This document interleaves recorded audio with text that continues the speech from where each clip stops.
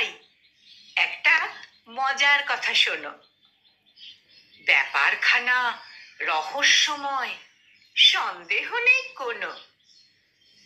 বাংলাদেশের ঘরে ঘরে সকল ছেলে মেয়ে হঠাৎ এমন খেপলো কেন সাহেব হতে চেয়ে? বাঙালি বাপ মায়ের শিশু যখন গেল স্কুলে, অন্য ভাষার চাপে নিজের ভাষাই গেল ভুলে। ইংরেজি আর হিন্দি জানে, জানে না কেউ বাংলা। শিক্ষিত কি বলে এদের? এদের বলে হ্যাংলা। অন্য লোকের নকল করে, নকল করেই ধন্য। আমাদের তো লজ্জা পাওয়া উচিত এই ওদের জন্য।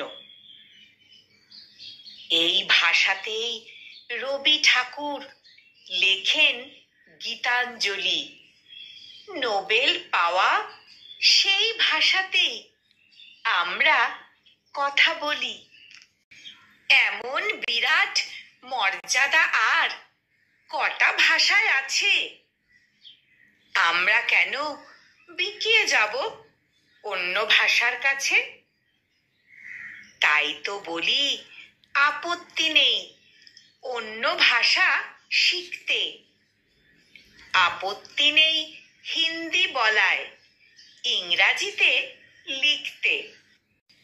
কিন্তু যারা নিজের ভাষা বাংলা গেছে ভুলে, তোমরা তাদের কানটি দিও আচ্ছা করে মূলে। তোমরা তাদের কানটি দিও আচ্ছা করে মূলে। কলমে মন্দাক্রান্তা সেন, আর উচ্চারণে আমি নিবেদিতা।